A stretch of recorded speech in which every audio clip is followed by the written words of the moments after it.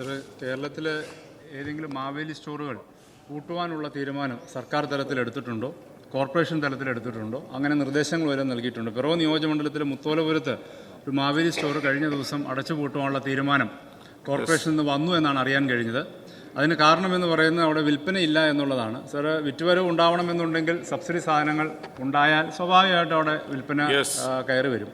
അപ്പോൾ ഏതെങ്കിലും മാവേലി സ്റ്റോർ അടയ്ക്കാൻ തീരുമാനം എടുത്തിട്ടുണ്ടോ? ഈ മുത്തോലപുരത്തെ മാവേലി സ്റ്റോർ അടയ്ക്കുവാനുള്ള തീരുമാനത്തിൽ നിന്ന് സർക്കാർ പിന്മാറുമോ എന്നാണ് ചോദ്യം. സാർ, കേരളത്തിൽ 1700ഓളം ഔട്ട്ലെറ്റുകൾ മാവേലി സ്റ്റോറുകളും സപ്ലൈകോ ഔട്ട്ലെറ്റുകളുമായി പ്രവർത്തിക്കുകയാണ് സാർ. ഈ ഗവൺമെൻറ് വന്നതിന് ശേഷം 70-ലധികം മാവേലി സ്റ്റോറുകൾ പുതുതായിട്ട്, മാവേലി സ്റ്റോറുകൾ സപ്ലൈകോ ഔട്ട്ലെറ്റുകൾ പുതുതായിട്ട് ആരംഭിക്കാൻ കഴിഞ്ഞിട്ടുണ്ട്. ഇപ്പോഴും MLA-മാരുടെ നിർദ്ദേശവും കത്തിൻ്റെ അടിസ്ഥാനത്തിൽ പല കേന്ദ്രങ്ങളിലും പുതിയ ഷോപ്പുകൾ തുടങ്ങാനുള്ള നടപടികൾ നടന്നുകൊണ്ടിരിക്കുകയാണ്.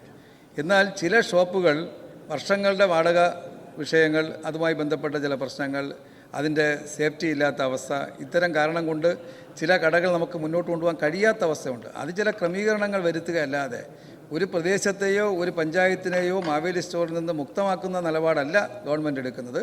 ചില ക്രമീകരണങ്ങളുടെ ചില പ്രപ്പോസൽസ് വന്നിട്ടുണ്ട് അപൂർവമായി ചില കേന്ദ്രങ്ങളിൽ. അല്ലാതെ കേരളത്തിലൊട്ടാകെ സാധനമില്ലെങ്കിൽ അടയുന്ന അവസ്ഥയിലേ വരുള്ളൂ. അപ്പോൾ ചില കുറവുകളും അത് ബഹുമാനപ്പെട്ട അംഗം പറഞ്ഞത് പരിശോധിക്കാം.